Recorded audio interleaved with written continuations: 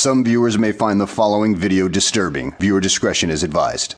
Hey everyone, welcome back to Board Games Unlocked, and it is that time of the year for Brad and I to do our top 10 worst / disappointing games of 2021. Last year, if I'm not mistaken, I believe we did a top 10 worst and top 10 disappointing. But this year we decided to combine them into just one solid one list. And as a reviewer, my philosophy is that you got to talk, if you're going to talk about the good, you also got to talk about the bad. If you're going to, make people spend money, you got to help them save some money. And I always have to preface this with, this is an opinion. Every reviewer, that's only their opinion. Obviously, that is not fact, despite what many tend to believe nowadays. But if you love these games, that is fantastic. You are well within your right to love them. And whatever we say, you just can move on. And that's that.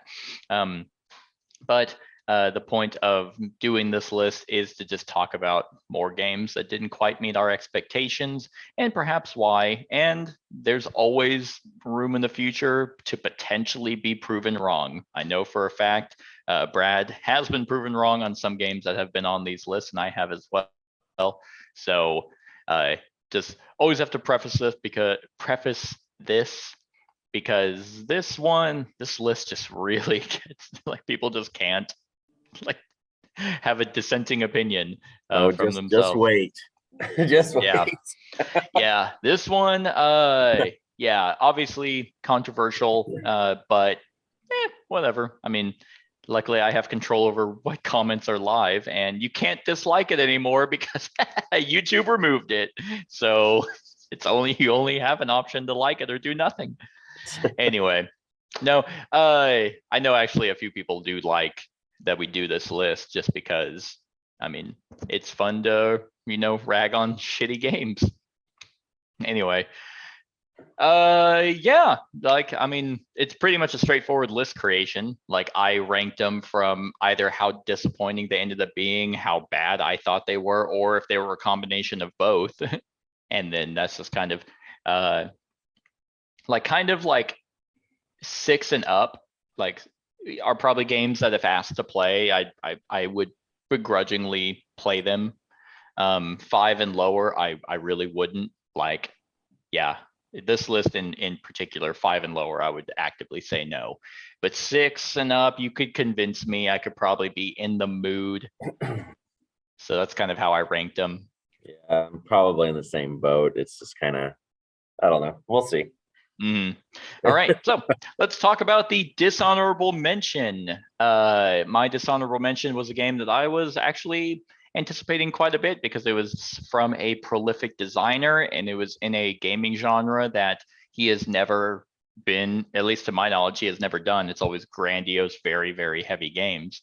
And this one isn't in that realm. So I was like, oh man, he's going to be able to do a filler game, but maybe it'll have some thought behind it. And that is, there we go, Mercado de Lisboa.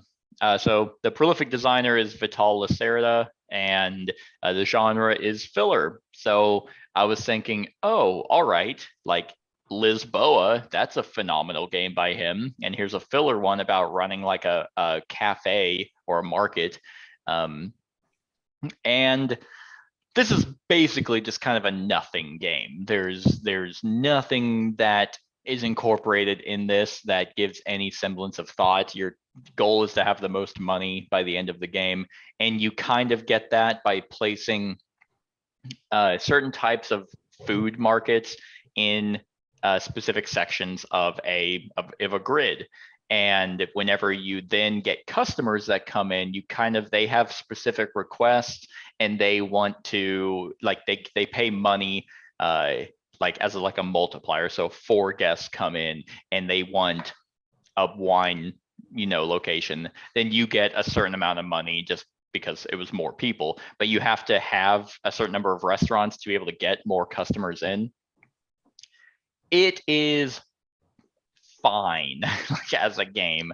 Even literally the first time I played it, I was like, okay, that's that. Like, don't want to play it again, but I did. And then I played it like even one more time just with different number of players. And I was like, this is just, I mean, it was a cheap game. I think it was like $30. The components are all right. It's kind of an ugly game as well, which is something that's not really known. Like, I think his games are always beautiful. I'm almost wondering if Julian Pombo, which is the other designer, I'm almost wondering if he was like the main one and Vital just kind of helped.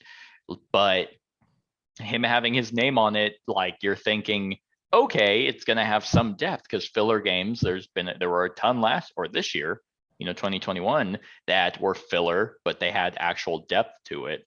And yeah, this one just kind of had not necessarily a meta, but kind of a path you wanted to go down, and then the game was over.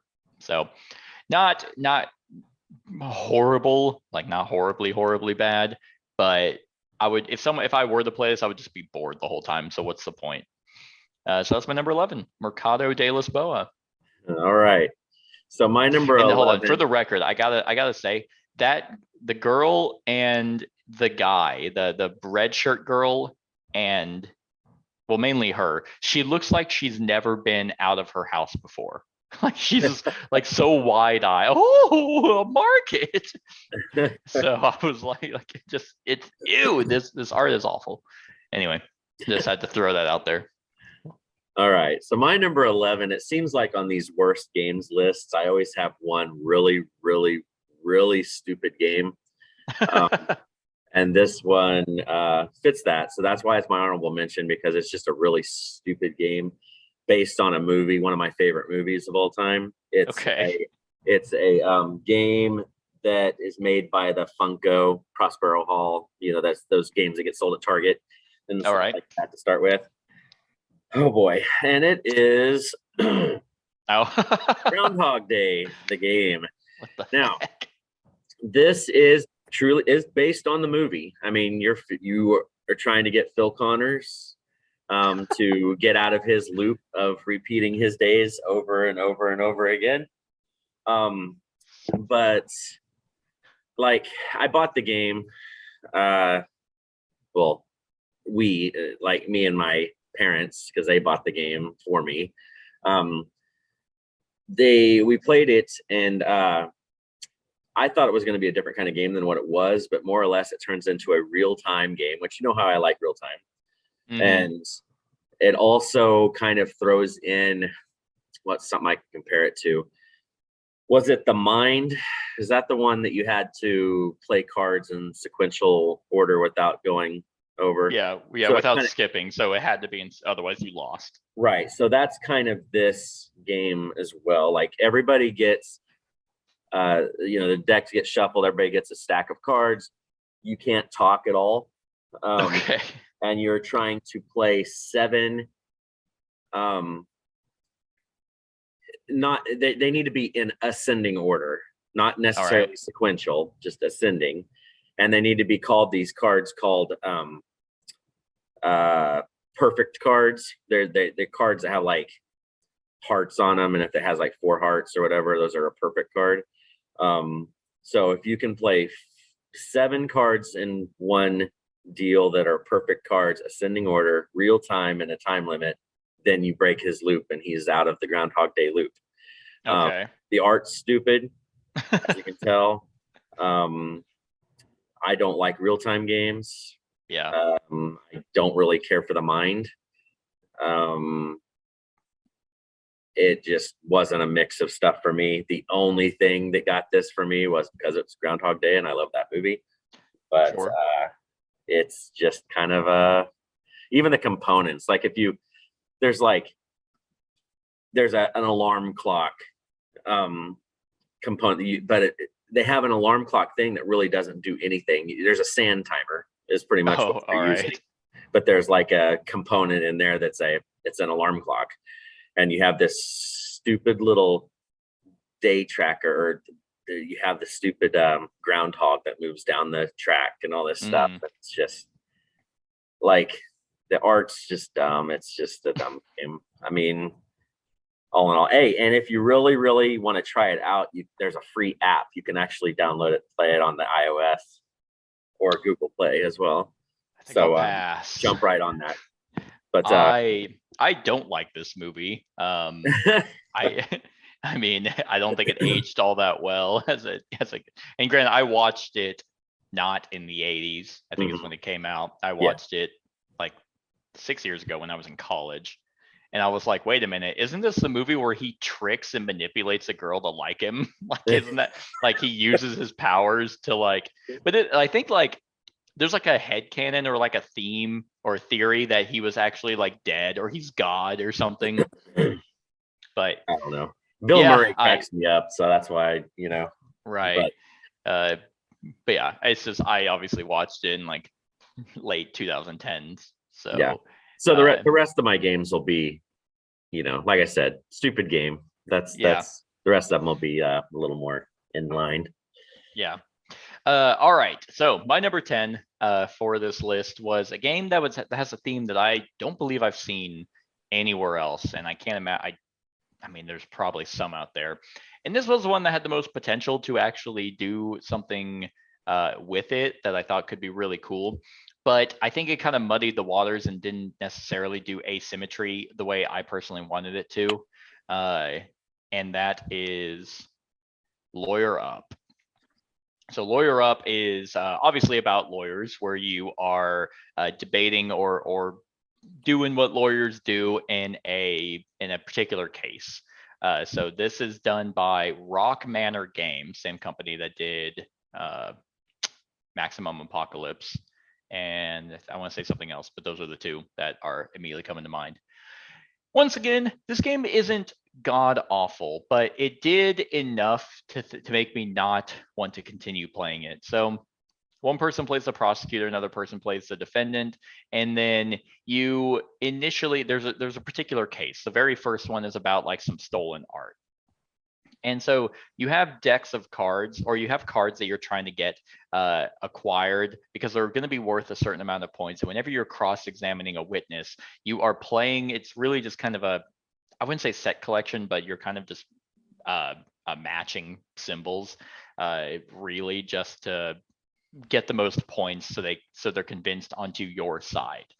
So whenever you are cross-examining a card, and it has like a particular power or a benefit that you might get, so you can sway the jury one way or the other, you're kind of playing cards that have some thematic representation, but not really enough that I personally just could not get involved in this.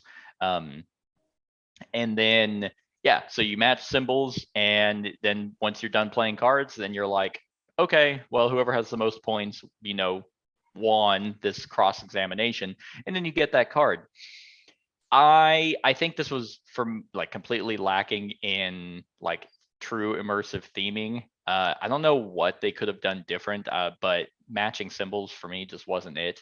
You also had a tracker on multiple members of the jury. They're like grayed. They're not even, they do nothing. They can, I believe. It's been a little bit since I've played this, but I believe you actually can have unique jury members or unique judges. That's what it was. But you had to manage your cards. There were specific actions you can take to get more cards in your hand, which would therefore give you potentially more evidence to bring in when cross-examining. And one thing that they had that I really, really didn't like was they had tokens that you could, like objection tokens, that you could spend to like cancel out an entire card. So if you have this like key, like, oh, I know this is the knife that you use to kill this person, and you play it, it could be like an objection to cancel it out. And it's like, well, that's just fucking annoying. Like, I have limited cards and you don't even have to do anything. Now the objection tokens are limited. Like, I think you can only have 3. But so the play is to try and use weaker cards so they object against those and ultimately not have them. But it's just very frustrating to have limited cards and be 1v1 and then just have your opponent be like, nope, objection, and then great, that was the only card that was even useful in my hand, and now I just don't get to use it. I thought the themes for the cases were very weak. I thought you trying, because you would like you would like call in your own like witness because you were blue or red. Like if you were the defendant, I think you were blue. If you were the prosecutor, you were red. And like you would play cards against your own guy, and I was like, okay, so why am I interrogating my own person if I'm the defendant? Like that doesn't really make any sense. I just couldn't get into it. I thought that the cards weren't as uh, asymmetric as I wanted them to be. I thought that the way that you played on both sides wasn't asymmetric enough. And I think this is a really cool theme. I think that you can potentially do a lot with it, but maybe in a more social deduction negotiating kind of game instead of a pure card game is kind of the route I would take. Yeah, it just didn't really work. I didn't like any of the cases that I did play. To be fair, I didn't do there were 2 expansions. There was one, the Witch Trials, which could have been cool, and the Godfather, I think was another one. But I didn't try those. Even though once again the Witch Trials would be just really weird. It was a weird game that ultimately didn't work, and some of the mechanics ended up, since it was already a game that didn't mesh for me, the immediate cancelization of stuff and weird symbol matching just kind of drug it down. So that's my number 10, Lawyer Up. All right. My number 10 is a game that I'm going to put in the disappointing category more than the worst game. Just because the first iteration of this game I really enjoyed, but it had teeth to it. And this new version, as I'm going to make up a word, is it pussified it, I guess. Okay. Is what you would say. Okay. And that is Unfair. Oh, okay. This was my number 12. Okay. See, Yeah, I really like Unfair. Just because for what it is, and this game is a carbon copy of Unfair, but without all of the mean stuff. That's it. Yeah. I mean, that's it. That's what it is. And to me, that was kind of the fun, unpredictable part of Unfair, and this game, this is going to be an unintentional pun, but this game was kind of on rails. Like when we played at that time, it was just like, oh, I'm gonna get that card. Oh, I'm gonna get that card. I'm gonna buy this card. I'm gonna buy this card. That's a park you're building over there. I'm gonna buy this card. And it was just like, it was. This is a snowflake board game. Like, so it's just no, like they intentionally made this just because I think people weren't playing Unfair because they were like, oh, that's too mean. I think it's also a cash grab. Like, right. You can play Unfair and just remove those cards, and then you have this game. Exactly. I mean, the card art's the same. Everything is the same. And it's, I would play it just because it's still a fun game inherently. It's just I know that Unfair is out there, and Unfair is a better version, even though it is a little meaner. Yeah, I mean, I don't like either game, to be honest, but yeah, you're right. With this one, it felt like there was just something missing, because there were screw you, take that cards in Unfair, but they weren't like, I think the only problem with those were the fact that you could just randomly draw them. Like, you didn't have to go out of your way to get them. You just be like, oh, lucky me, I had just got this instead of you. And even then, they weren't like that debilitating. It just shut down potentially one ride, and you don't get that much money. But I don't know. I just kind of thought they had those theme cards in both of them that never felt thematic.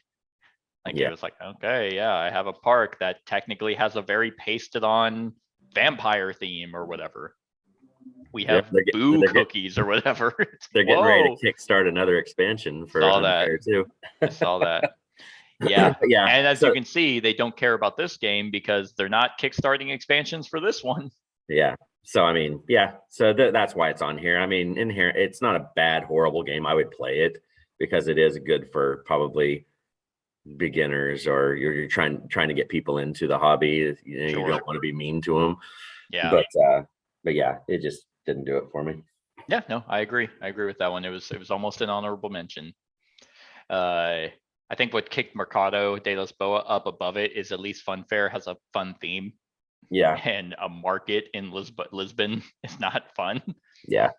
All right, my number 9, and actually, one, I have run throughs or mainly reviews because I don't tend to do full run throughs for games that I don't like, but depends on how big they are. But yeah, for everything on my list, I do have a review or a run through on. And my number 9 is a very recent one that I had an unexpected person comment, and it was actually pretty nice. Very, very pleasant comment.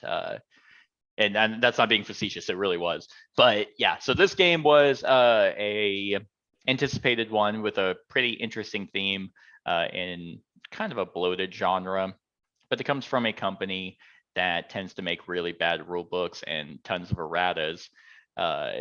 But once you get past that, they always make really, really good games. But this one just wasn't it. Fell flat for everyone I played it with, and that is Steam Watchers. So this was Mythic Games. It's set in a frozen post-apocalyptic like wasteland, where you play a potential a clan that you're trying to uh, control areas that have steam. And because the steam that's erupting from the ground will eventually melt the land, and you can build farms. And so that's kind of the whole game. It's an area controlled dudes on the map game. However, this game is overly long, very predictable, and like extremely boring. And we tried it with every expansion, which to be fair, they recommend that you don't do. Like it says on the expansion boxes, hey, we recommend not doing this until you've played all of them individually, and which we did. But I for the run through showcased all of them just to have them all there. I was trying to grab something from this game that gave us any sense of feeling, and we were just left cold. um, yeah, it's what I do. Anyway, so the factions were they had a clan ability, they had basic units, and then like unique units that had special abilities. Those were there. The fighting was similar kind of to Scythe in that you kind of could predict how much they could well, in Scythe you don't know for sure because they can play cards, but you can kind of guess potentially how much power they're going to do. In this you used what's called, I think, algo fuel, but that's very straightforward. You could go into a battle and be like, I am going to win. There is no ifs, ands, or buts on how, like, if I might lose.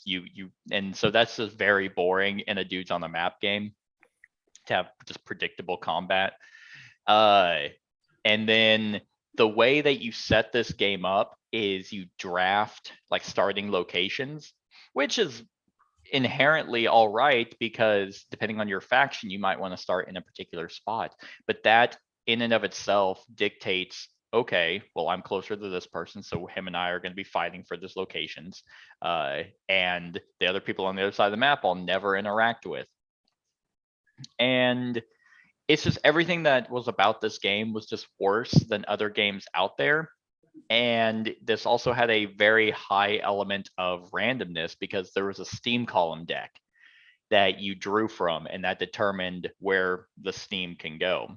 Now you could be have an ability to let you decide where, draw cards and play them, but you're still at the whim of the deck. And then if that happens to be where you're at, well, you're like, man, look at me, because the steams were temporary points, but you wanted to control them to build farms because those were permanent victory points. So that the entire element of having the most points at the end of the game was just very much dictated by that deck. It's just, I mean, I played this at a 4-player game like multiple times. It fell flat every single time. So I had to put it on here. Not that I was super anticipating it. Like I backed it because it's Mythic Games, and I'm like, oh, okay.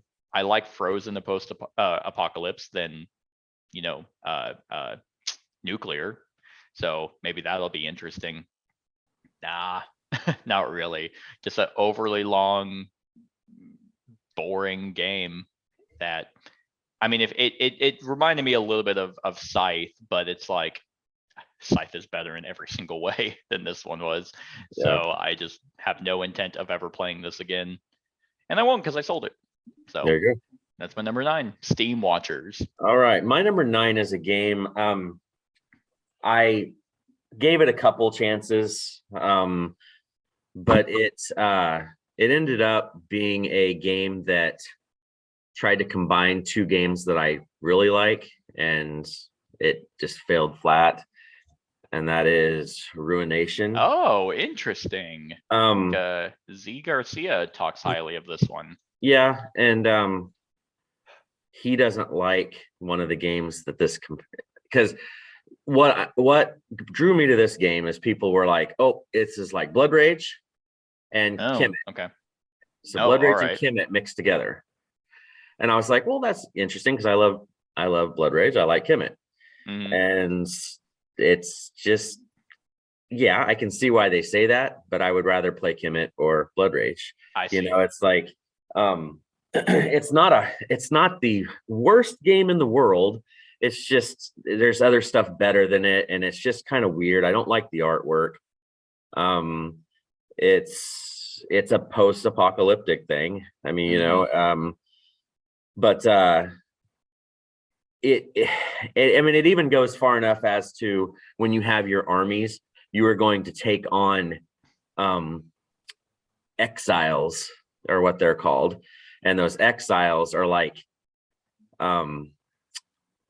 I don't know what you'd call them, like a mercenary type that it's a gray miniature that adds. Okay. So think about like the monsters of Blood Rage or the monsters of Kemet that comes in and helps your army, you know.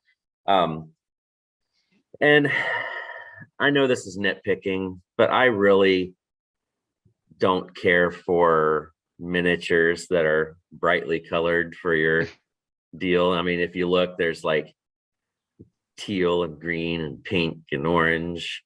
Yeah. I mean, some games it does okay on, and this one's just with the way the board is colored and everything, it just didn't have the appeal to me. Gotcha. Yeah, and I think personally, I do like that. I mean, we talked about Radlands earlier, which is this exact kind of art. That does work for me. It's just weird. You know, and I think I went into it with the expectations because everybody was like, oh, it's, you know, Blood Rage Kemet and all that stuff. I think that was kind of the big thing. It just doesn't do anything special. There's not much about it. Do you have like different factions? Do you build different factions, or is each faction is different? Think of how like Blood Rage would be with stuff, but you have asymmetric powers to start with it as well. It's just if the board has this big, like, I guess you'd say like maybe a volcano in the middle or a tower or something, and you're trying to move around it. It's area control. I mean, it's your typical area control. You roll dice for resolution, you know, all that jazz. It's a 9 because, like you had said, I mean, I would play it again. I've only played it the 2 times and it fell flat both times. Yeah. Just, you know, I maybe I need to try it again and see how it goes or whatever. But yeah. I do find that these kinds of games, same with, Steam Watchers, I played with people who do play area control games, but sometimes that could easily, I have not played this, so I have no idea.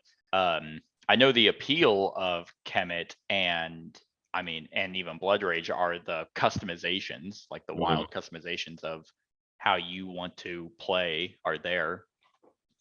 But yeah, I mean, this one for me, I would like to give a shot. I kind of like that psychedelic. That's the kind of post-apocalypse I get more into, the high bright color, crazy like Borderlands kind of style post-apocalypse instead of the more realistic Fallout. But yeah, and I don't even really say I don't like Kemet anymore because it's been so long and I want to just try the new Blood and Sand. But Blood Rage is phenomenal. So yeah, I mean, these kinds of games can come out, and if people are like, "Oh, it's like Blood Rage and Kemet," it's like, well, why don't I play those? Right. That's my main point. You know, like this one didn't do anything different to me. you know, and that's why it was just kind of like, eh, Yeah. All right. Yeah. Fair enough. Okay. My number 8 is something that is kind of similar to my number 9, which was to Steam Watchers. This one is from a designer that I cannot get behind. I think he has solid ideas, but they never come to fruition, and it's just his games end up being, to me, extremely boring, and that is Titans. Oh, this box art looks just so cool, yeah, it is. and that's the best part of the game. Oh, and Is this. that seems to be the thing with his games, because Valhalla, the Yeah. art, I love Valhalla's art too. Yeah. Yeah. So I think it's Lucas Vosniak. Yeah. Yeah. Butchered his name, so that's not intentional. But he yeah, like this one is a dudes on the map area control game, trying to complete objectives that you might have in your hand. To try and have, the most points by the end of a certain number of rounds. Now, throughout the game, you will be drafting cards that are multi-use. Well, I say multi-use, I'm trying to find an example. Yeah, so they're essentially, they have what actions that you're able to take on your turn.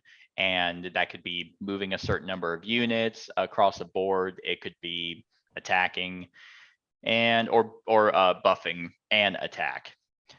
This game, like with Steam Watchers, has the most boring, predictable combat that I have ever experienced. I mean, Steam Watchers is a little bit more predictable. You can literally math it out. This one does have die rolling, but oh my god, it's so lame. If you look at this box art, you're like, oh, my technically can have a unique ability. Like your faction board has two sides, one where you don't have anything special, and then others where it's your clan. Because this is like in a fantasy Europa, like one of those I believe is like, I don't know, I don't remember anymore.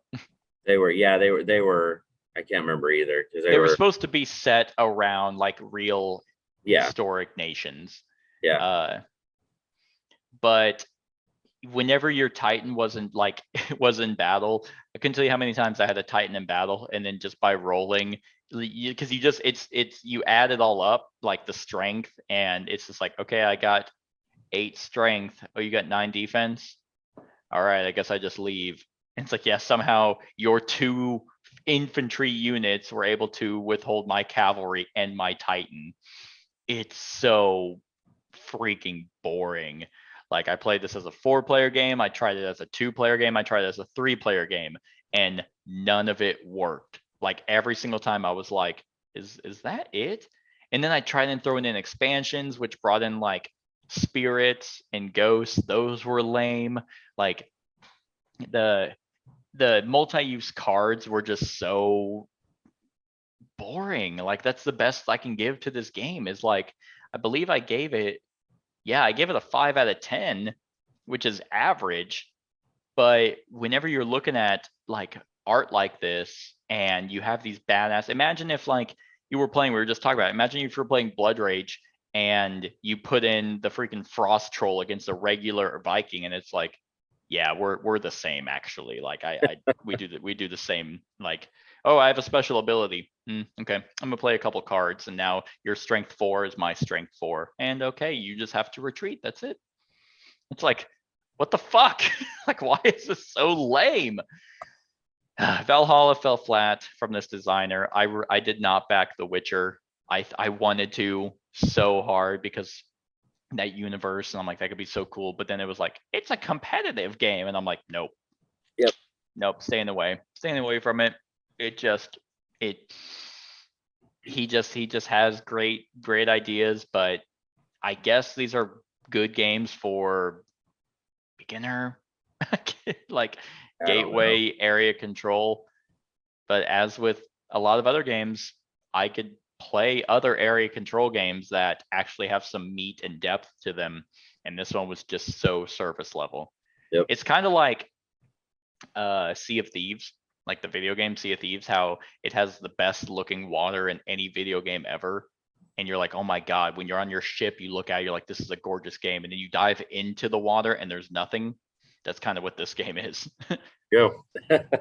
So Yeah, I that agree. is, that's my number 8, Titans.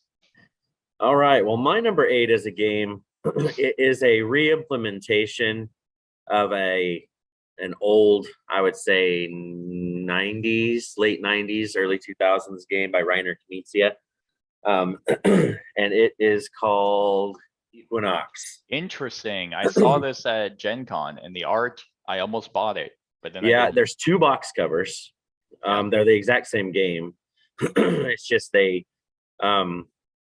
to celebrate the Equinox twice a year, they put 2 different covers out. That's pretty much what the difference was. Okay, that's kind of cool. What this is, this re-implements a game called Colossal Arena. All right. That was a Fantasy Flight, one of those small rectangular, like Death Angel sized box games. Okay. But pretty much what the game was is, in a Colossal Arena, it was all these mythological creatures like hydras and all that stuff, and they were in an arena. And ultimately, this is a betting game.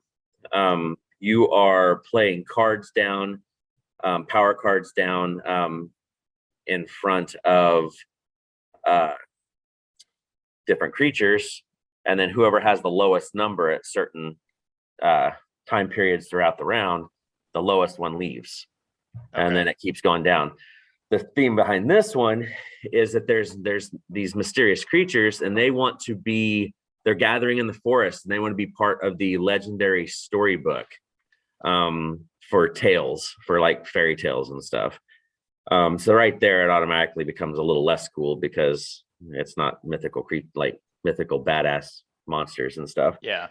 But what you do in this one is it's the exact same thing, just rethemed more or less, because there's going to be, I think there's like 14 or 15 creatures that come in the box. You'll only use 8 each game, but you'll lay them out there, and there's going to be these certain periods throughout the round that you're going to bet on which one you think is going to make it into a legendary story.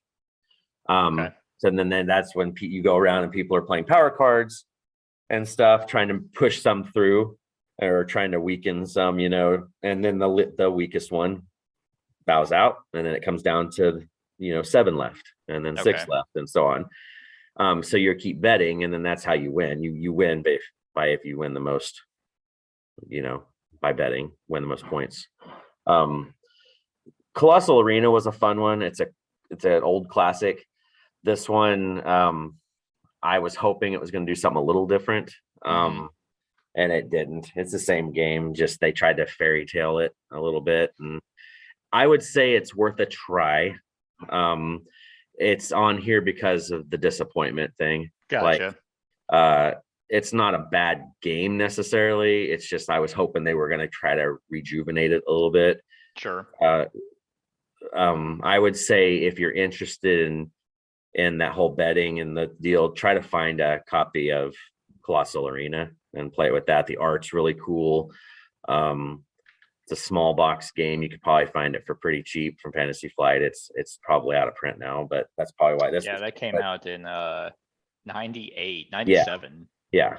So I mean, it's an older one, but in the box there was like little poker chip things you could toss out when you were betting and picking you picking the one you thought was going to go, and all that stuff. So it was Gotcha. It's a decent one. It's just this theme was kind of, and they not updating it, turning a late 90s game when this came out in 2021. You'd think they would update it a little bit, maybe. True. Yeah.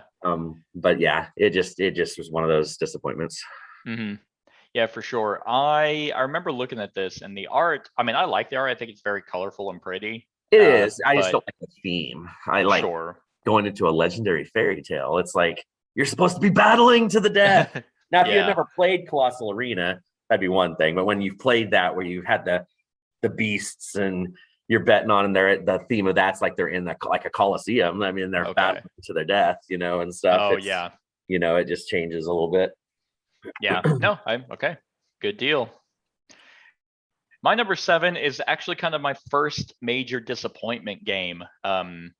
The rest of them, I actually, like I said, like from pretty much this one on, actually, I lied. I said 6 and up. It's pretty much 7 and up. I would play, and this one more than anything, I would actually probably play it like more than the ones behind it. But I expected this to just be like gangbusters. I thought it was going to be amazing in every sense, and it fell flat in almost every way. And that is the Great Wall. This one makes me sad, like, because it has so much potential. This box cover is amazing again, and I'm gonna go ahead and praise it for one of its best things, and that that is, so you don't actually start out with like a clan. If you're playing the base game, you pick a clan, and that's really just your different models. Miniatures are sexy as hell, board art, all that's great. It's Awakened Realms. They don't make bad looking games. But your clan itself doesn't have a special ability. So if you played games like Rising Sun and there's like a turtle clan in this, like it's not that. An expansion brings that stuff in, but it's whatever. You draft a general at the beginning of the game. You draft a general, and that gives you your starting resources and your special abilities. And then you draft 2 advisors, and those or you draft 2 advisors, choose one to keep and choose one to be placed underneath your general, because that's a supporting advisor, and that basically enhances your general's power. Those cards are easily the best thing of the Great Wall. You can do so many cool builds with this. You're customized right from the start in the direction you want to go, how efficient you want to be in gaining honor, which is victory points. Like and there's so many generals and advisors. That's easily the best part. However, everything else about this game, I think, is just, for me, really bad. This is a semi-cooperative game where everyone's playing different factions or different clans, trying to gain the most honor by defending China. But there's an amount of horde cards that are coming that you obviously yourself cannot defend. So you have to try and work with everyone else to help defend the sections of the wall, but also be the person that gets the most honor for doing so. Everything about this game screams like it wants to be a co-op, just because it's a worker placement game, but like the resource worker placement spots don't activate until it's completely filled. So to get like wood, I think there's like 4 spots.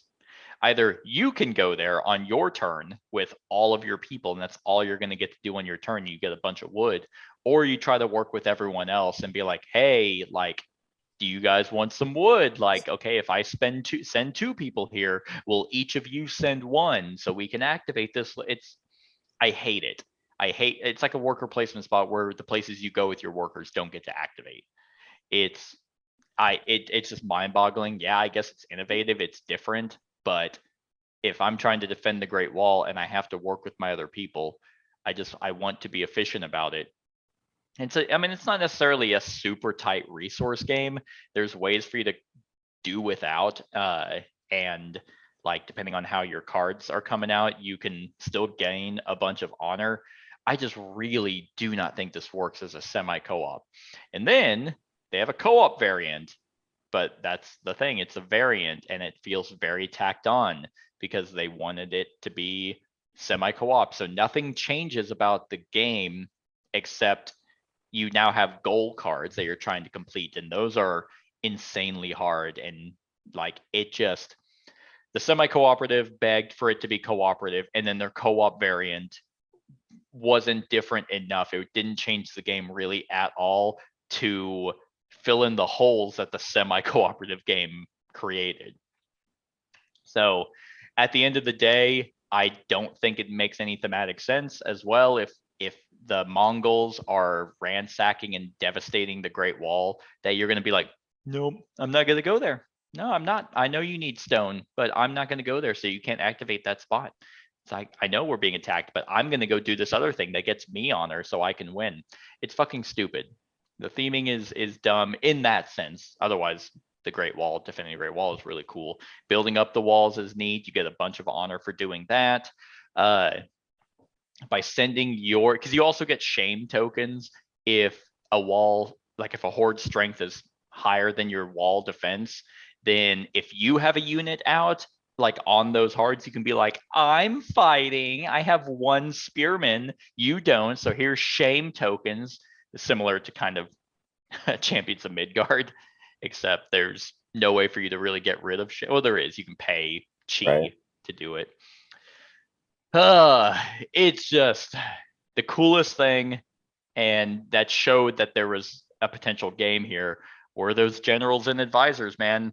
Like, I had a build of archers where, like, if I could attack multiple times with my archers, gaining honor for each wound that I dealt, and then when archers are on a wall that is defended, you get honor for that. So I just had an archer engine that was, I mean, that was kind of thematic, being able to just constantly just rain arrows down.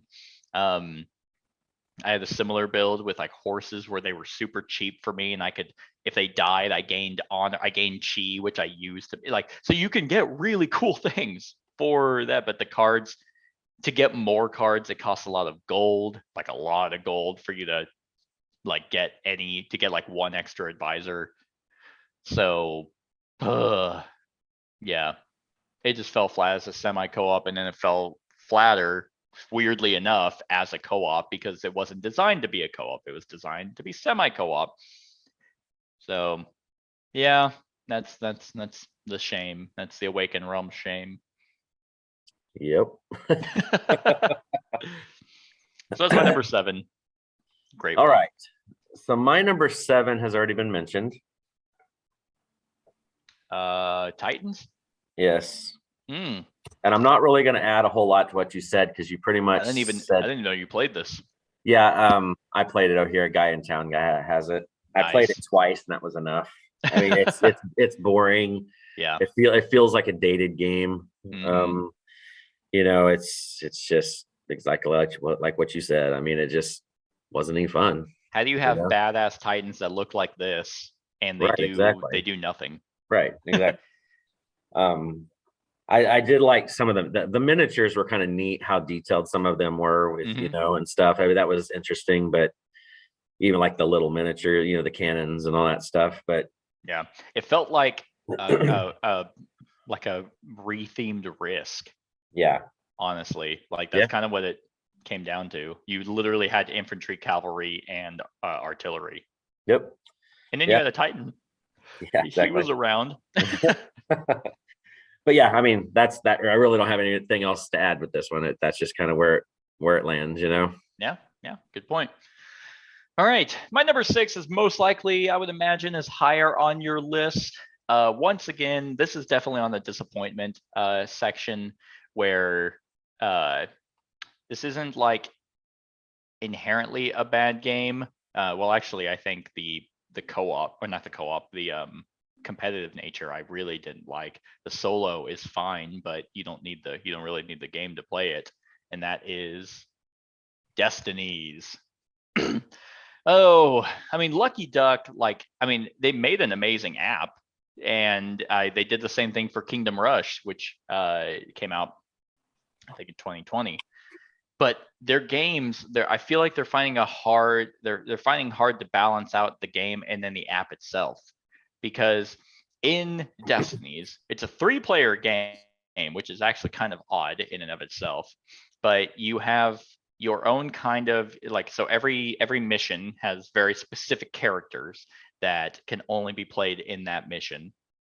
And so if you're playing with 3, everyone's playing those, and you kind of have 2 goals that you can go after. And they mentioned, oh, by the way, everyone's goals are different. It's like, well, not really. No, everyone has one goal that is different, and then all the other players kind of have a very similar goal. So you can easily, without knowing, be taking something away from another player, and then that other player is kind of like, so for example, spoilers, I guess, in the first mission, you are trying to like complete to kill demons. Because I think this was obviously leaning towards, it felt like the Four Horsemen, which is, this was initially meant to be kind of a tie-in to the Joan of Arc series, because it's not the same company. This was called Time of Legends, wasn't it? It used to, they tied in with that Time of Legends, Joan of Okay. Arc stuff, but they had to take Okay. that part off. Gotcha. Okay. I was like, man, am I making that up? That feels like it was the case.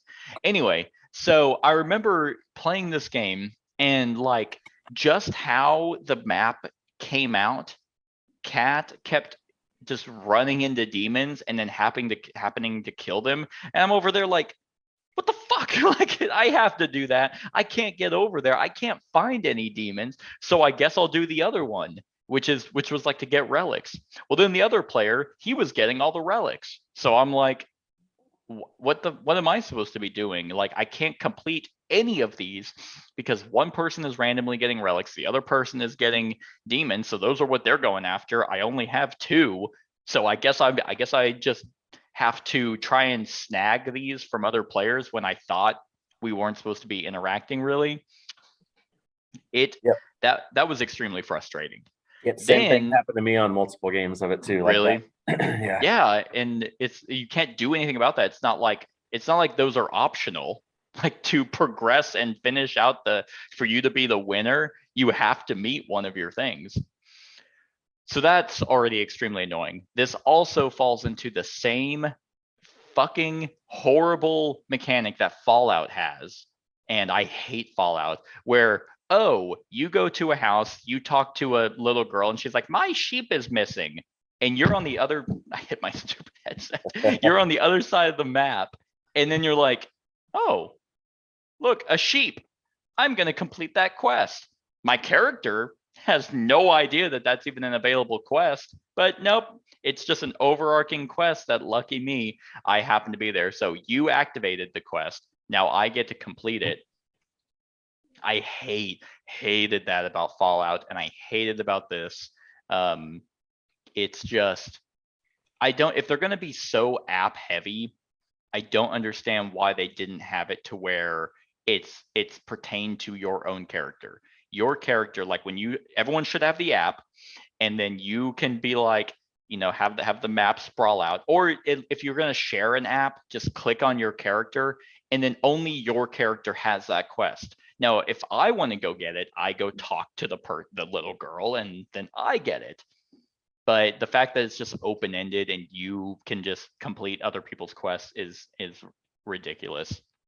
I agree. And then solo, it was very much better solo because you pick one character out of the three, so you get some different interactions depending on, you have different ways to play. If you play the multiplayer, you see every mission, you're like, okay, that was that. And then solo, but you could just it had like a time stories element where you're not going to get it done in a certain amount of time, so you fail and then you just have to play it again, and then oh, don't talk to that person, but then at that point you're like, well, I don't want to restart. Okay, I'm just gonna quickly click through the options, and then, oh, here I am. Yeah, I just played the explore mode that didn't have a timer when I played I think I eventually went to that. I mean, I wasn't going to be rushed. I just went through to explore the story and stuff. Yeah. So this is kind of in that in between of disappointing, because Lucky Duck made Chronicles of Crime, which is one of my favorite games in terms of that whodunit kind of style. But this one I thought was just a shell of a story-driven adventure game, like with zero replayability and mechanics that were extremely annoying. And an app, while amazing, is more, it's like, feels like 80% app, 20% game, especially in the solo variant. So yeah, this one just kind of technically right in the middle. There are worse games, like in terms of a story game, like they're cool, like the interactions with the characters. Like if you're playing it solo, it's easily the way to go. But for me, I don't like playing story-driven games like board games by myself. Right. I have video games for that. Like, it's the reason why I quit playing Tainted Grail, because one, I hadn't played it in so long, I forgot what the story was. And two, I like to experience that with other people and role play. It's kind of, these board games are kind of like my D&D with other players. I couldn't even get that out of this. So yeah, that's my number 6, Destinies. All right. Well, my number 6, I would say, is probably the last of my disappointing games before it starts really getting into the shit show. Okay. And this one was a Kickstarter.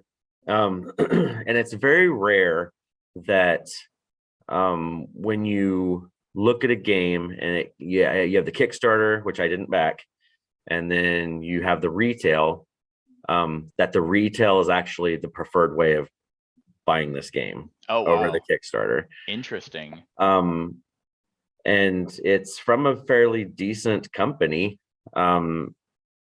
It's just, it looks really cool on the table, and that's After the Empire. Oh, interesting. Okay, I remember you. Yeah, we both had this backed, and I think we both pulled out of the Kickstarter. Yep, I did, and I played somebody's retail copy, and then I've also played a Kickstarter copy of it as well. So this game looks awesome on the table. Okay. Because your tower defense, you actually physically build your walls, starting off with like wood and stuff, and you can go all the way up to the stone walls and everything.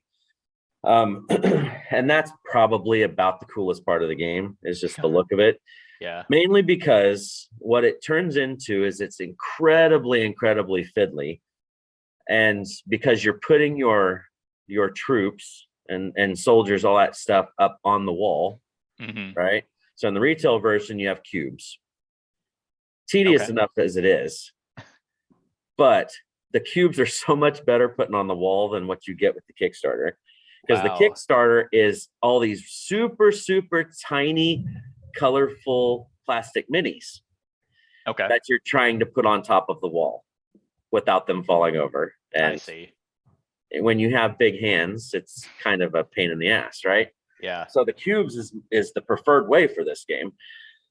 The thing with this game is it has a little bit of worker placement in it. You're, like I said, you're building up your walls, you're gaining gold, you're getting your soldiers, mercenaries and stuff, preparing for that. The only thing I could really compare it to would be the Galaxy Trucker effect. You know how, like, totally random. You don't know who's coming at you. You don't know what direction it's coming at you. You don't know anything.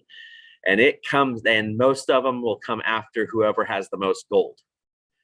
So if you're the leader. Oh, wait, so this is competitive. Oh yeah.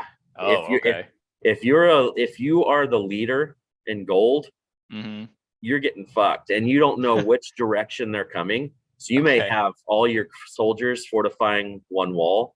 Yeah. And then they may come up your ass end and just wreck you. You know, I mean, you flip a card, it says what direction or what the creatures are that's coming and what direction they are. It's like a compass effect. And it says it's coming from the north. And oh shit, I don't have anything at the north. We don't have a wall on the north. So, we have all these cool brick walls along the 2 of the directions. And we only have like a dirt hill on the backside. You know, it's like shit. Yeah. So I mean, it looks awesome. The cover looks awesome. The building, the 3D effect of building your castle and all that stuff is really neat. But it just, I don't know, man. It's super fiddly and super random. Like, I like Galaxy Trucker, because it has that whole, you build your ship and it's just kind of a fun type deal. But you add the tediousness and the fiddliness of all of this, and it just kind of turns into a mess. I would say if you're going to try this, though, do not spend a bunch of money on the Kickstarter. Try the retail, because the cubes are so much more easier to control. And that's about it. Well, good deal. I'm glad I backed out on that one. I don't remember why I backed out. I think I just didn't care about a tower defense. Well, and it says similar games that on BGG, it compares it to the Great Wall. No way. Yep. So I mean, you know, There you go. Where's the similar games? Where do you see that? Well, it's on another page. I'm Oh, looking I see. I'm looking at some other junk on BGG. Oh, okay, I got I you. was looking at other people's ratings and stuff, and it was that deal. Okay. So, but yeah, this one's just kind of a miss. Yeah. All right. Well, my number 5. My number 5 was actually one of the only board games that I put in extra work to prep for the theme. I legitimately read the first book in a series, which was great. The book was amazing, and I'm actually still reading the series. Haven't read the second one in a while, but yeah, the series I'm actually so the highlight of this game is that it gave pulled my attention to a really good book series. But this game is an absolute ripoff of another smaller card game, just overproduced, and I don't know who it's made for, and that is Red Rising. Yes. Oh man, is this game just it's a passion project from Jamie. That's it. He loves Red Rising, and I guess he wanted to make it as a pasted on theme. This is Red Rising Fantasy Realms. That's literally it. And he even mentions that in the rule book. Oh, I love Fantasy Realms, and I wanted to get a game in the Red Rising universe. And so basically, he's straight up telling you. So I fucking mashed together two things to try and make some money. Yeah, exactly. Because the problem with this game is it's an overcomplicated Fantasy Realms. And Fantasy Realms I love. I think it's an awesome hand building game. And it's over like that. This game is not over that quickly. Not that it's long, but it's not short. And you score basically off the different houses. Red Rising is a social hierarchy about politics and being fucking shitty, like shit on just because you were born is kind of really what Red Rising's about. I mean, there's more to it, but that's kind of the overall theme. And I mean, yeah, like Fantasy Realms, you can get cool points based off certain cards, but it's completely random as to what is coming out. The different tracks you're going up are just lame as hell. And even if you were a huge fan of Red Rising, like you've read all the books multiple times, waiting, I don't think it's a finished series yet. This doesn't do anything for you either. Like, you don't do anything that is incorporated in the actual books. Like the first book, Red Rising itself, is kind of like, I would tell people it's Hunger Games for guys, like, because they're part of these different, I think it's Roman gods, like they're drafted into houses, and then they have to survive and fight other factions and be like the crown the best to be drafted, like Hunger Games, really. You don't do any of that in this game. It's not an area control. It's not a fighting game. It's a card managing game. And the best part is I guess you get to see the artwork for characters that you might not be able to really picture in your head when reading. So I would look at the art and be like, oh, okay, so that's what they look like. That's what his wife looks like. That's what like all the named characters are in. But then you just have random gray guy and the librarian, just random people. So you're looking for the named characters and you're like, oh, why did they do this ability? Once again, kind of like Mercado, this is such a nothing game. It's made for no one. Like, it's overproduced. So go get Fantasy Realms. It's actually Fantasy Realms is being remade with a different, it's the same theme. It's just going to be, I think, better artwork. Get that. And then go read the Red Rising book and don't even bother with this. This is so stupid. It's a garbage game. I would agree with that. So I don't even know if I played I think I did play the solo variant for it. I just passion projects, like, just as a cash grab, is so frustrating. So yeah, at least he didn't kickstart it. I mean, that's true. It pre-ordered on their website. So yeah, that's true. I have a little more leniency for that, because if they're putting pre-orders on their site, at least the buyers it doesn't feel like it's a FOMO. Yeah. Like must get Kickstarter. Yeah, that's a good point. But it feels just like I just don't get it. I know. This doesn't have to exist at all. Yep. And like I said, the Red Rising book, because this is based off, I think, just the first one. It's such a cool concept. You could very much make it an area control battling game. But nope. Guess that was probably too much work to put in. I will agree wholeheartedly. All right. Yeah, so that's my 5. All right. My number 5 is a game in a series of games that I used to love a lot. And this was kind of the, let's say, bullet to the head for me with this series. I don't care to play any more games in this series after playing this. And that is Night of the Living Dead, a Zombicide game. That is impressive. I know Tom Bassel, he says this is his favorite one, and I'm like, oh, interesting. Well, the only reason I gave this one a shot was because I love the old original black and white Night of the Living Deads, the Romero cut and all that stuff. Yeah. So I was like, this could be cool. It's a standalone game. It was like, I figured maybe it's going to be pretty cool based on those characters. And it is. It has those characters in it. Mm-hmm. And you set it up, and you're playing Zombicide. I mean, there's no changes to it. It's just you're playing Zombicide with the skin of black and white Night of the Living Dead. You talked about cash grab on the last game we just talked about. I mean, Zombicide's right in that wheelhouse. I mean, putting fucking westerns, and and the Marvel Zombies one, which I can see that being a thing. I mean, I guess I'm not gonna buy it, but I'm gonna at least check it out. Yeah, be like, okay, maybe it's different. Zombicide is such a dead system to me. I don't care about it, and this one kind of just broke the back of it all. Yeah, I played I played original Zombicide, hated how it worked, and then I played Black Plague, which was fantasy or medieval zombies. That worked better, but by the end of it I was like, okay, I guess this just isn't a theme for me. I don't want to run around tiles and just roll dice to kill zombies.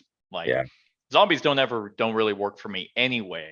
As a theme, I think it's probably one of the more boring horror genres. And I've never seen Night of the Living Dead, so I definitely didn't care about this one. Yeah, this fits into my whole big. I loving the old horror movies and stuff, that we talked about and everything, and they suckered me. At least I didn't pay for it. I played somebody else's. Yeah. I mean, that's kind of what I did for 2021. I have a lot of new people who I can play games with. Most of them have been on the channel, so they'll buy games, and I'll just be like, hey, that came out this year. Let me try that. If it's good, then I'll buy it. Yeah. Simon just, they're the fucking they're the rock star of exactly of the gaming industry. It's like, oh, hey, do you guys want GTA 5 again? And it's like, or they're Bethesda, Skyrim, and they're doing that with the fucking Zombicide, Western Zombicide, and then Marvel. Hey, 50th anniversary. What have you guys been clamoring for? Oh, Cthulhu Death May Die? Oh, how about more Zombicide? You know what? I'm calling it right now. 2023 Kickstarter, Fast and the Furious Zombicide game. Oh my God. It's all for the family. Oh my God. Fast Zombies, a Zombicide game. Zombies driving in really fast cars, all jacked up. It's gonna, I mean, if anything, for them to jump on is Marvel, because at least Marvel Zombies is an actual comic series. That one fits a little bit better. I am gonna kind of check it out and see if they change it. But Massive Darkness, their second edition, I was like, yeah, no, I'm sorry, you fucked up the first one. Yeah, Yep. you are making changes. I just don't care. Yep. So yeah, I remember when Tom Vessel was talking about, he's like, this is my favorite way to play Zombicide. I'm like, well, that's a pretty low bar. Yes, Like, exactly. yeah, any Zombicide iteration is gonna be better than base Zombicide. All right. My number 4 was the game that I was a friend let me borrow. And I was like, okay, this one could be cute. Like, it's typically not a theme that I immediately gravitate towards, but I played it with Kat, and halfway through, I just quit paying attention and just started just grabbing tiles to end the game because this was a horrible, horrible game.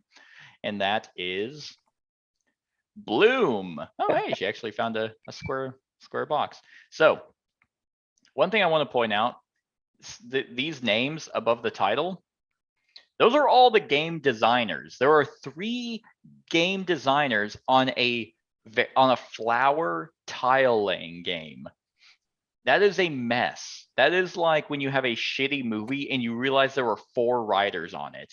And you're like, oh, that's why there was no direction, because it was 4 different people's input. Bloom is such a weak excuse of a tile laying game. The point of the game is each tile has 4 different sections of a flower on it. So to make one flower, you have to get tiles to put so if you want a blue flower, you have to get 4 pieces with the blue in a corner and lay them in your very limited grid to get one flower. When you get that flower, you can either increase it in your own garden area, or you can increase the value in the market. And what that does is whatever you have in your garden is then the multiplier towards whatever its market value is. So if you have 2 blue flowers and then it's on a value of 3, you get 6 points. Is how that works. It is the lamest freaking tile laying game I think I've ever played. You put in so much effort for so little payoff. And I get it. This is probably more hate than this game deserves just because it's a stupid flower tile laying game. But when games are coming out like Cascadia and Calico. I'm like, what's the other one? Calico and Canvas, all C games apparently. And then you have Flourish, which was a really cool set collection of a card game. Very beautiful about making a garden. And then you have Verdant, which is coming out by Flat Out Games next year. It's not that this theme is lame, it's that this game is just inherently bad. And then they have an expansion or a variant you can play called the Garden variant. That you have it gives you gardening tools, and that gives you mitigation for how you can move tiles around and lay them. And just the way you use those is so whatever. They don't explain anything about how you actually use them. Because kind of how in Sagrada, to use the special abilities of those tools, you have a limited pool of tokens that are victory points, but if you spend them, they're gone. Yep. Well, in this one, you have glove tokens, like gardening gloves, that you spend. But then once everyone kind of uses a gardening tool, you get 1 back. So you're almost always having gloves. So it's just well, just fucking play your tiles wherever then. It's just so freaking stupid. And the game is longer than it needs to be. And the reason why is because at the end of a round, because you expand your garden over 3 rounds, it's like a 4x4, then 5x5, and then 6x6, I think. So at the end, you can decide to prune your garden, which means remove tiles, and it could be a varying degree. But because you're removing tiles, that means you then therefore need more tiles in the next round. So it just extends each round more and more. It's so awful. You will play this game and you will check out 10 minutes in. You'll be like, why am I putting in all this effort to get 1 flower to only then make 1 change? Oh my God, just those 3 games I literally mentioned, Cascadia, Calico, and Flourish, literally just play any one of those, even Canvas. I mean, Candace is about art, but like just any of those are way better than this like travesty of a tile laying game.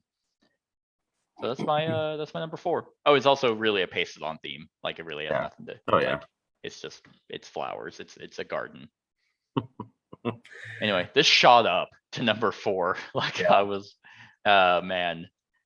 Yeah. So that's it. That's my number 4. Mine- Bloom.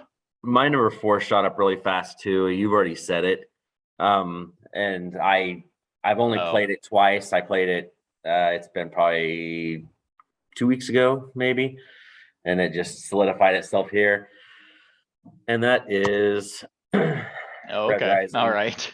I like card games, but I expected more with Stonemaier and stuff like that. I didn't like this game so much. I didn't even try the solo variant, and that's not a thing. Like that's usually the automatic thing for me, If I remember right, the solo variant, it just randomly takes cards. Like Yeah. that's it. Yeah. And I have never even touched the book. I don't even know anything about the theme. I don't know anything. It just was not not an exciting game at all. I read the book before this was sent to me as a review copy as well. And I was like, you know what? I'm gonna do him a solid. I want to know about this. So I read the book. It's a really good book. So there's that. It's a very bad game. To take a it's not exact line, but take a line from Billy Madison. After playing this, we were all dumber for experiencing because I did not like this game at all for a card game. And that's really all I have to say about that. What you've just said is one of the most insanely idiotic. What if we just played? It's one of the most insanely idiotic things I've ever played, and no point in playing this incoherent. Yeah, everyone in this room is now dumber for having played it. Exactly. He's all right. A simple no would have been fine. So yeah, that's my number 4. All right, my number 3, and this is where it starts to get very controversial. My number 3 was from a prolific designer that I love one of their other games. And I expected as much, if not more, from this one, but man, was this a very frustrating experience. And I even have people in my other gaming groups who do like this game, but they agree with why I don't, because obviously we know each other and we can agree to disagree. And that is Oath, Chronicles of Empire and Exile. This is up here mainly because it's slash disappointing, and I genuinely do not like this game. So obviously, same designer as Root. I love Root. It's one of my favorite asymmetrical war games.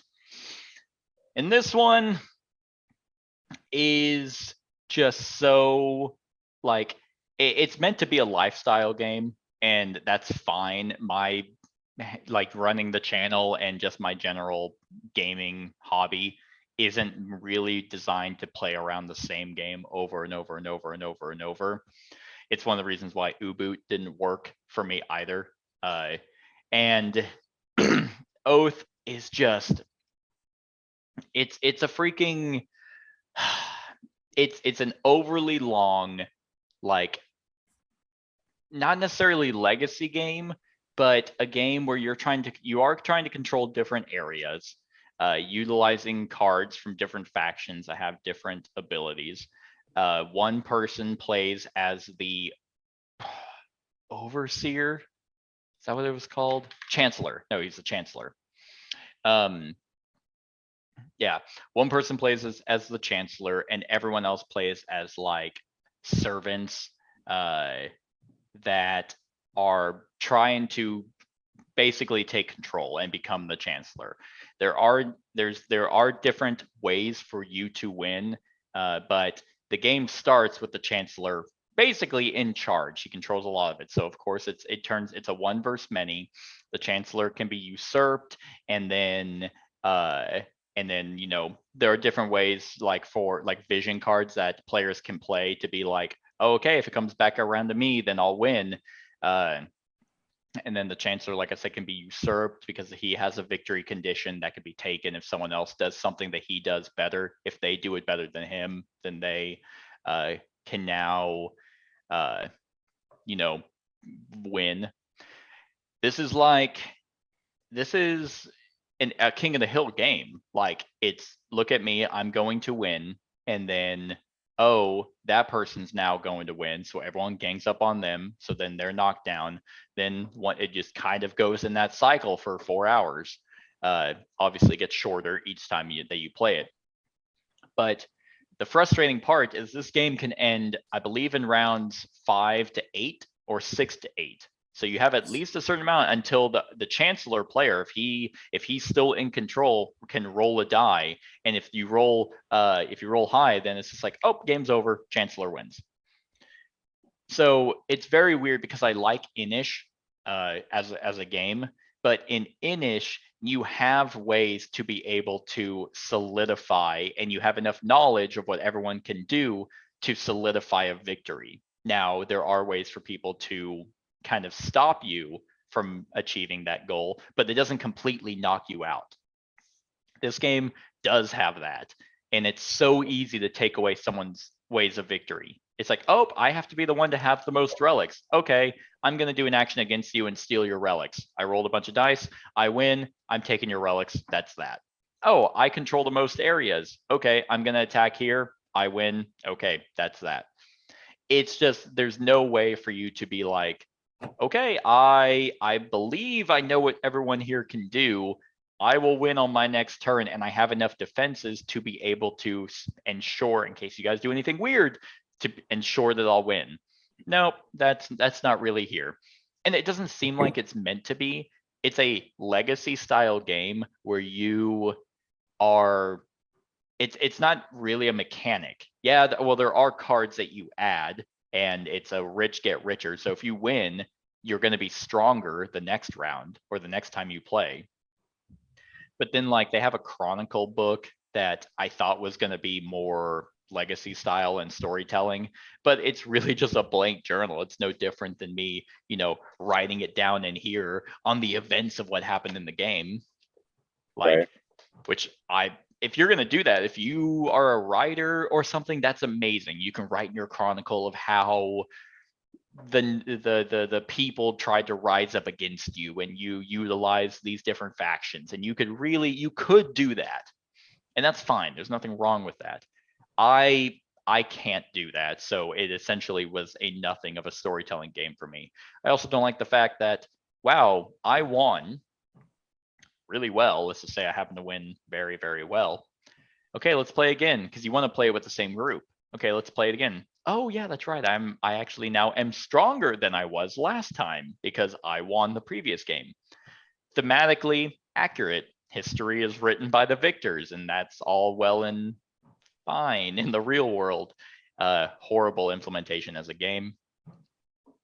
I did not like this really in any sense. So it's my number 3, Oath.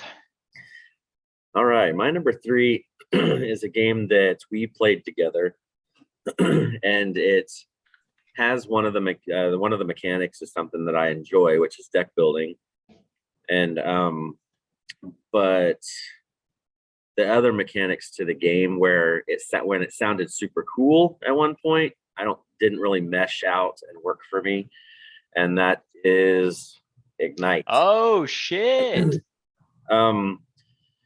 The deck building part was pretty sweet, like this did come out this year. Oh fuck, it's not on my list. I thought it was gonna be higher, actually. No, there's no. I probably wouldn't have put it at a 3, but yeah, it probably would have knocked off Mercado for sure. All right. Well, this one, it'd probably be above Titans. Yeah, No, I think it would probably been like 9 or 10, because at least there are spells. Like, right, you can do something. I mean, and like I said, the deck building part's fine and everything, but like the weird gimmick, I mean, it's kind of cool, but yet it's kind of would get old pretty quick. The whole red daggers and the minis and stuff. That's kind of a neutral point for me. That was kind of cool, but not quite, you know. It's The thing- actually it's very fiddly because it's very Yeah. tiny daggers and they don't always fit in the. right.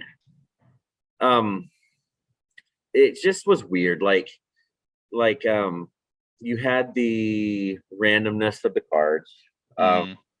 You had with the way that the maps would set up, would change certain things. I mean, we only played it at 3, so Yeah. maybe it changes if there's more players or whatever. But like, it's the whole point of this is gaining trophies for being the person that does the last blow and kills the thing. So when you're playing this game, inherently, you know, you can let people battle it out and then go in and steal their kill and win the game that way, which I know it could be a strategy or whatever, but it just didn't, I don't know. It just didn't hit for me like I thought it was going to.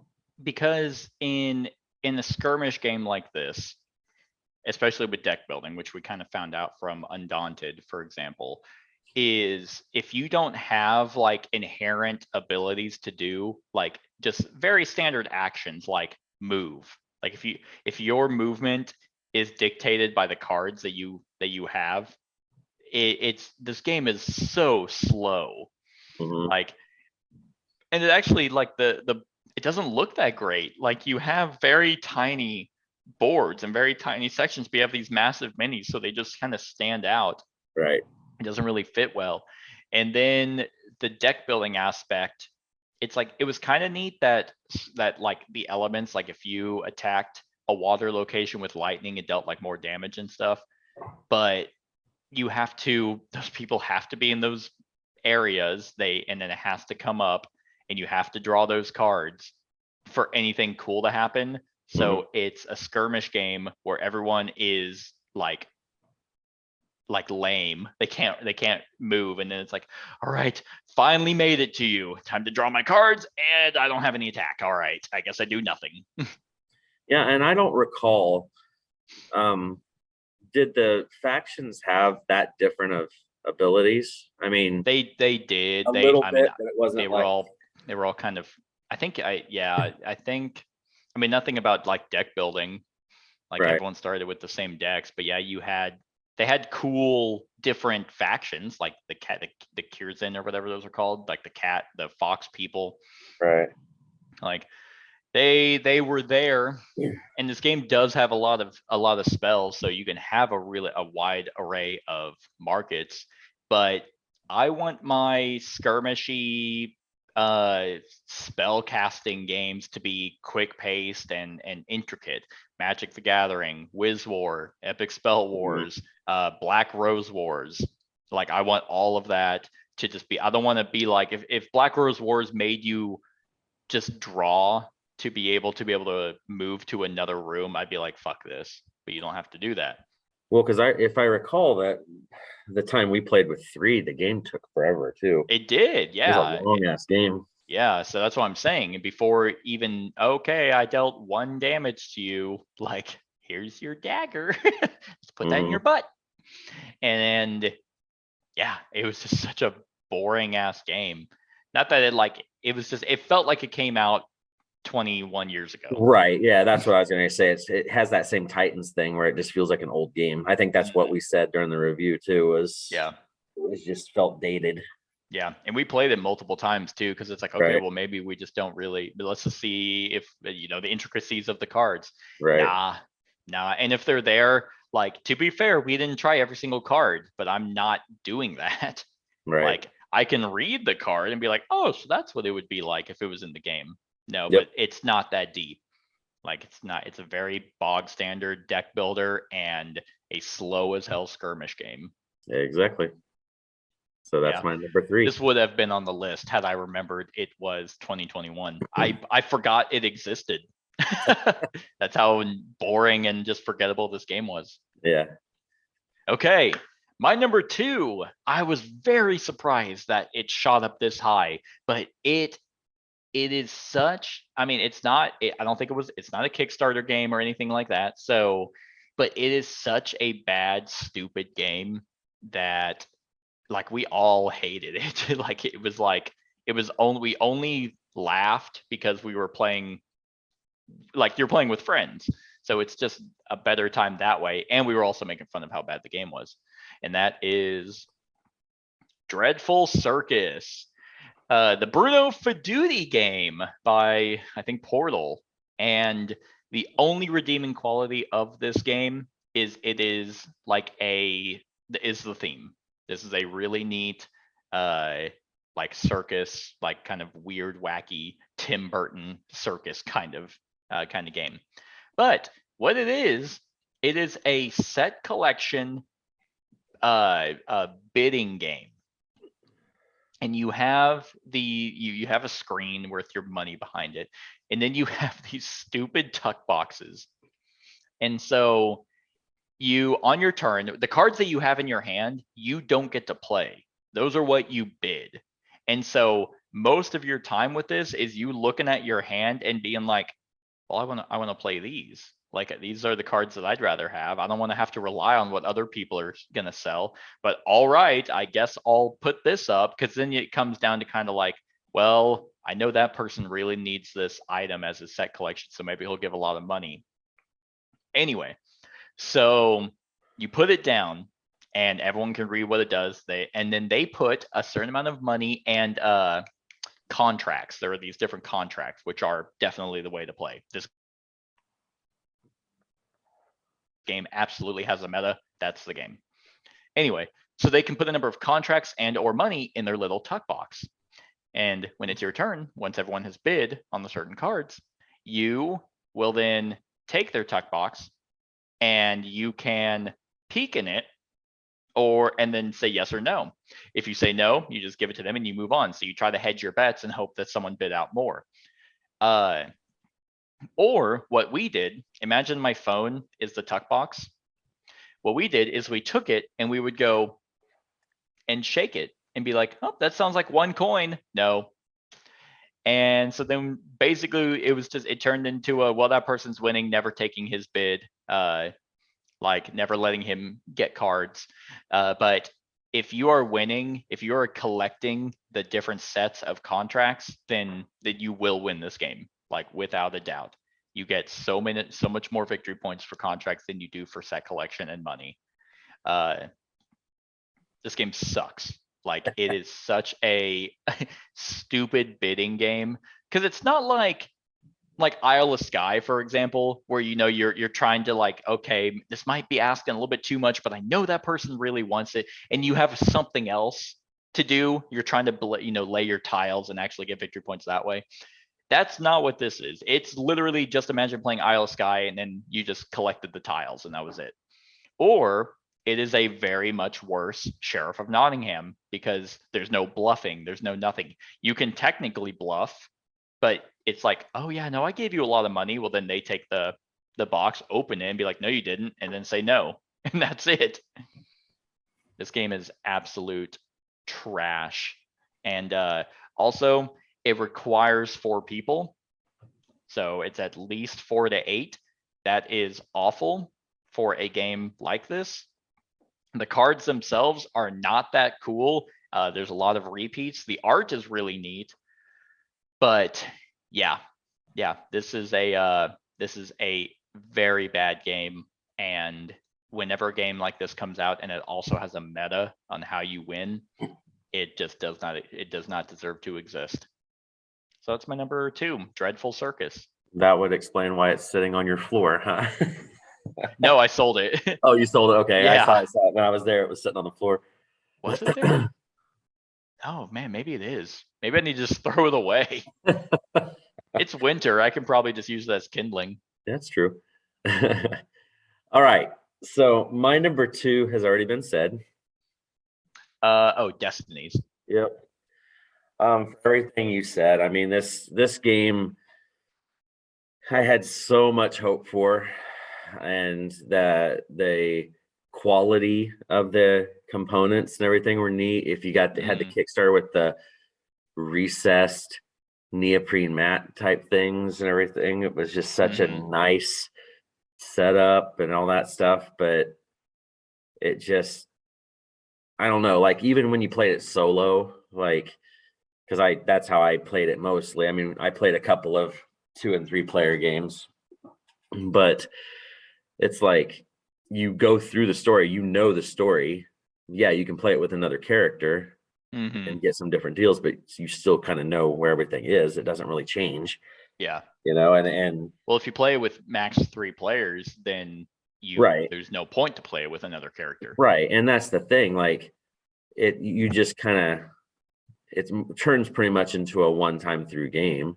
Yep. And then with all those crossover problems that you'd said earlier, you know, with I mean, we got to the point where the last time we played it multiplayer, we kept everything to ourselves. Like we tried as much as we could.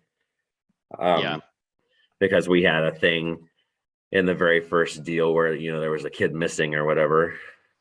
And then somebody finds a kid's body in a bush. And it's like the same deal, you know. It was just like, well, there's also the chance for you to be a complete dick. Like I don't know if it was a run through or if it was just playing it in general, but I remember there was like an item at the bottom of a lake. And I tried, I mean, it was my own fault, so I wasn't like super butthurt. I mean, I was at the time, but I got over it. But I tried over and over and over trying to get that stupid, I'm failing every single time. And then my buddy went to the lake and he succeeded first try. And it's like, dude, you saw me trying to get that fucking thing. I wasted like 4 turns, which is my own fault. I should have just given up, but it's like, dude, just let me have it. Like, why? And that was just so annoying. Yeah. I mean, this one's up this high because of the bad gameplay at that point and the disappointment. This had the combo. And I think I bought it off of you. Didn't I? And then I bought it from me. And then I sold it to Chad like just shortly after. Yeah. So it was just like, I don't know. It was just kind of a mess. Yeah. I mean, just one thing that would make it even better is if it wasn't a static character. There's a lot of characters in the game, but it's like, nope, the first mission has these 3. The second mission has these 3. It's like, well, can I combine? Can I like mix and match? Nope.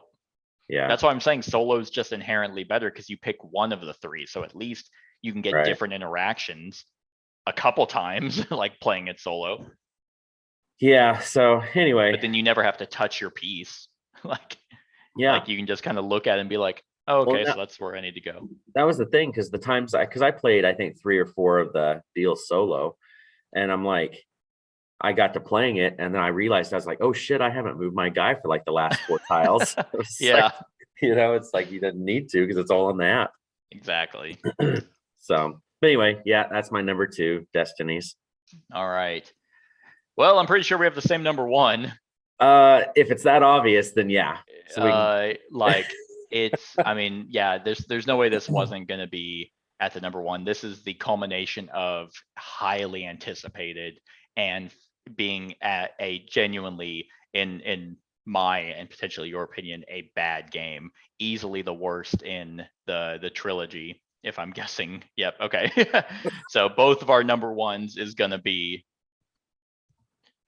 Ankh, Gods of Egypt. Oh, what's your number 1 real quick? Here, let me click it.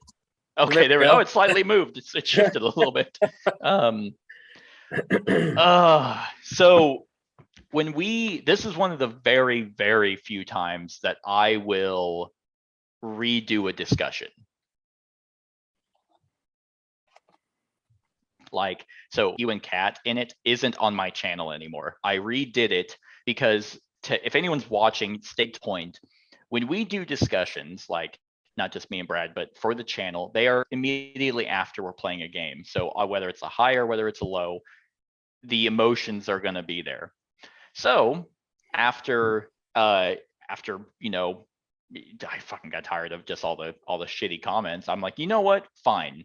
Like I will re-give this game another shot with different player counts, and then I will redo my discussion. And to be fair, 3 is the absolute worst you can play this game as. I will kill myself if I play a 3-player game of Ankh. Oh, you want me to not exist anymore? Let me just fucking cut my wrist. 4 is slightly better, and 2 is easily the best way to play this game. So because it gets rid of the main mechanic that is the piece of shit. Yep. Yep, that is exactly it. Everyone is kind of like, oh yeah, this game is way better at 2. And I'm like, I definitely can see that, because the merge mechanic doesn't exist in a 2-player game. That concept is, while innovative, we haven't seen that before. There's probably a reason for it, because it's a really, really bad mechanism. Just, if you're losing, and then a mechanism in the game that is forced to happen causes you to lose more, I don't understand how that is enjoyable for anyone except the person winning, because now he's like, oh man, I'm winning by an even bigger lead. Look at that. Well, nothing pissed me off more than that one of those playthroughs we did, and that time came up, and you and I were on the same. You and I were tied for first, but Yeah, I was but I was on below top. you. But I was below you, so I had to Yep. fall all the way down to where Cat was, and I was Yep. that was like, that broke it for me. Yeah, it's inherently a bad mechanism. Obviously, in a 4-player game, it becomes a 2v2 kind of system, which is it's still whatever. Like, that's so dumb. Like, it's like one person gets complete, like they have this special, the only unique thing about you is your god special ability. And let's just get this out of the way. The board is gorgeous. The miniatures are phenomenal. Simon will never make a badly produced game. But your gods, the only thing that's unique about you is your god's ability. Your cards are the same for your decks and your actions. Your Ankh powers are the same. So you have a little bit of choice for which ones you pick, but that's really it. And then I guess the monsters that you can get might be different if you happen to get there before everyone else. But the thing that makes you completely different is your god's power. And then the merge mechanic takes that away from someone and gives it to another player, but then you kind of share. It's so dumb. I'll let you talk a bit about this. No, it pretty much mirrors what you said. It looked really cool on the table. I wasn't really a big fan of the I don't even know what the hell they called it at that point, the track that set off the events and stuff. Oh, yeah. Because that got moved every time one of those action tracks reached the end. Mm-hmm. And you had to do, that you had to do them in a certain particular order. Yeah. And then some people could bum rush and change a whole different thing. And that could just totally screw people over, and then I didn't like the devotion track, because there's a point where at a certain point in the game, everybody could lose. If nobody is above that one particular line at that time, then you just lose, in a game like this, Yeah. that's area control, that has limited control on when those events are going to take place because of the other people around you. And then throwing in the fact that you have the kind of the Komet card play deal, where those decks are identical for everybody, which I guess could be a positive or a negative. It depends on what you think, but it becomes pretty deterministic. We were talking about that with another game. You can sit there and you can look, okay, I have my god in there, I have these soldiers in there, and all this stuff. I'm Mhm. going to win this one. I'm going to win that one. I'll win that one, no matter what card I play, Yeah. and stuff.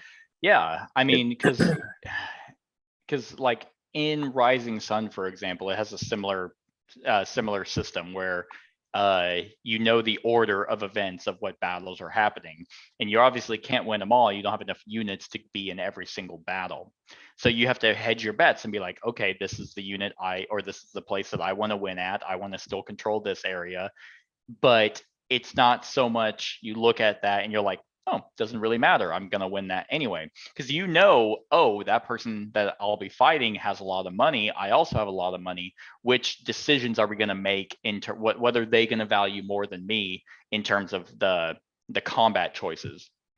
And then what monster and faction abilities do I have that can help? This didn't have that. So it's like I mean, it's easily the worst of the three, and I was expecting it because Rising Sun and Blood Rage are like neck and neck for which ones I like better. Well, I mean, Rising Sun just because theme and I like negotiation. But to be fair, I mean, to give credit to at least Ankh, it is the best game out of the three at 2, because you can't play Blood Rage at 2. Well, I think you actually can, but it's very bad. yeah. And you literally cannot play Rising Sun at 2. So Rising Sun, you need 4 to be really good. I'd probably say Blood Rage is the same. 4 Yeah. is where it really shines. Well- Ankh is solid at 2. And another aspect, and I haven't played Rising Sun, so I can't throw that into there. But from what I've heard about Rising Sun is the monsters, Mm-hmm. and same thing with Blood Rage. The monsters are very pivotal and are very they are a big part of that game. Mm-hmm. In the games we played of Ankh, I really don't think the monsters did much Not at all. really. I mean, And some of them are like they're more kind of dickish. I know I don't remember the names, but there was like a sheet, like a ghost in a sheet that would, if a person won in that area, they don't get honor, they got money instead. right. It's like, yeah, I mean, I very much get when people are like, this is similar, this is like a chess kind of game, because it is so open knowledge on what cards they're playing and what abilities they have. Yeah, I can see it being a little bit more tactful in a 2-player game, because you don't have to worry about the merge mechanic. You can actually theoretically play your cards in a strategic way, moving your minions, placing your god. It has that element, and I see that as a 2-player game. So if people are praising this as the best in the system as a 2-player game, well, yeah, the other 2 can't be played at 2 anyway. But any other time, 3 or 4, I'll never touch this. Yeah. Well, and the last thing I'll say about this is on everybody's player boards, I didn't feel like there was much choice on what to power up. Like everybody kind of did it the same way, and there's kind of a set order on how you do it. Like, yeah, I'm going to do, I can't even remember what it was. And now we all did that first one, because it lets you have a certain power. And then, we all just kind of did the same thing on there. It wasn't totally different. Because I think you could have created and powered up in different ways, but it was kind of obvious. Like, I think it was like you got +1. I'm trying to find it. I think it was you got +1 follower for every something. Okay, so let's see. So there was win a battle, you gain 3. I don't remember what that is. Monuments cost you 0 to build. Oh, you gain 3 money, I think. There were followers. Yeah, maybe they were little. Maybe it was the monument. I can't remember, but I know we all did the same thing. We all just kind of built up. Oh no, yeah. When you revered, when you use the gain followers action, gain +1 follower. Yeah, I think we all did the same order of everything, because it made more sense. It's like, yeah, you get this because followers, what you used to do, all that stuff. So it just kind of fell into that route. Yeah. This one definitely has, I mean, it is a lot more open knowledge. You can see what they chose. You can see how to do that. Because you have the same cards as them, what they've played, what you can play. like I really cannot stress how much a 2-player game of this is superior to a 3 and 4-player game. I wish that like this wouldn't be number 1 on my list if it literally was a 2-player game. If Eric Lang had the wherewithal to be like, no, it is a 2-player game, because that merge mechanic should have been a slap in the face for how awful it is.